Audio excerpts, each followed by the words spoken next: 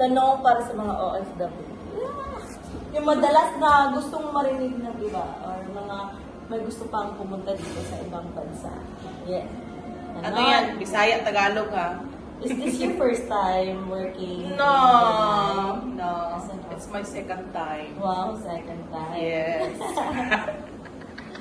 So how long or gaano ka katagal bilang OFW dito sa Brunei? 8 years. 6 Madalas. plus 2. 8 years. Dati nung hindi ka pa nakakapag-abroad, ano yung ilan sa mga magagandang bagay na iniisip mong posible mong makamit pag naging OFW ka? Magkaroon ng sariling bahay. Tapos, mag-ipon ako para sa, para magkaroon ng negosyo.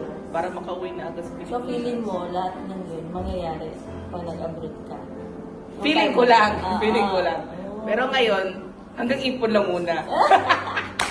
So personally, sino ba or ano yung reason mo kung bakit ka nag-decide na magtrabaho sa bansang malayo sa pamilya mo?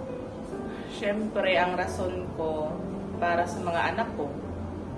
Ilang na ba yung anak mo? 2. Ano sila eh? Mag 6 years old at saka mag 3 years old. Puro babae. Kaya sila yung rason kung bakit ako nandito. Para sa future nila.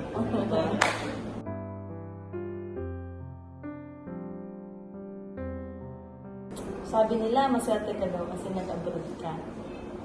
Parang hindi naman. Kasi maswerte kasi may magandang trabaho, ganun. Tapos at least dito nakakaipon. Pero sa Pilipinas, pag ganito ang trabaho mo, tapos sa Manila ka, hindi ka makakapag-ipon. Kasi tapos hindi ka rin makakapagpadala ng malaki. Kasi sa Pinas, may boarding house, pamasahe pa. Tapos at least dito, yung iisipin mo lang, pagkain mo lang. Kasi lahat naman libre dito sa company. Ano ba yung hindi mo makakalimutan o hindi mo ina-expect na mangyayari sa'yo o mararanasan mo dito sa pagiging OFW? Lalo na ng mga unang taon mo dito o unang buwan mo. Na-homesick ako, syempre. Feeling ko, gusto kong bumalik na lang sa Pilipinas. Pero, kinaya ko naman kasi, syempre, pinapangarap ko to para magkaroon ng trabaho. Tapos, yun, pipilitin ang sarili para matapos yung kontrata. Wow. So, gusto mo pang mag-abroad ulit? Okay. Depende. Same. Sa tingin mo, worth it ba yung decision mong magtrabaho dito sa ibang bansa? Oo, worth it naman. Kasi, at least, nakapag-ipon ng konti. Tapos, nakapag-ipon ako para may pang-starting na pang-negosyo pag-uwi. Speaking of negosyo, so, maliban sa mga anak mo, ano yung pangarap ni Jennifer sa sarili niya? Maging negosyante. Successful na negosyante. Wow, business woman. Like, Ganun. so, ngayon na isa ka na ring OFW, anong isang bagay na proud ka na nagawa mo ngayon sa sarili mo o sa pamilya mo? Ano yung biggest achievement mo ngayon?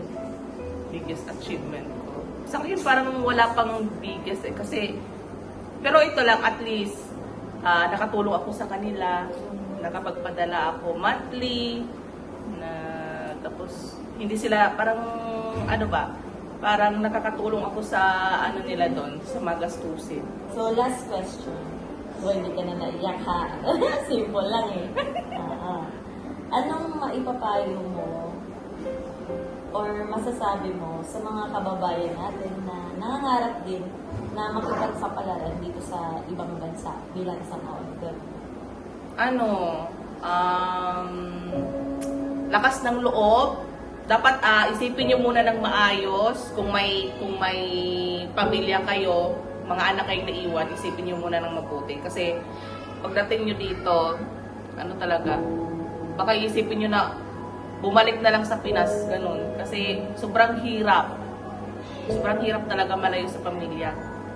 Tapos kung ano naman, kung kaya niyo naman na magstay sa Pinas, magstay na lang kayo.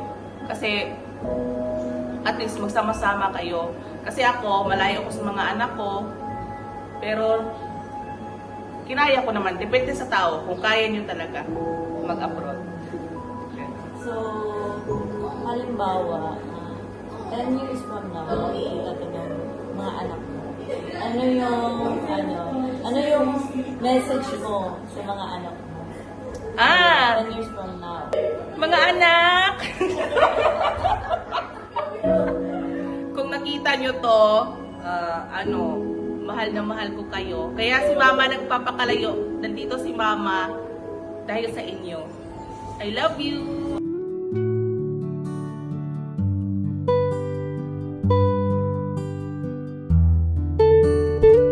Bye! See you in my next vlog!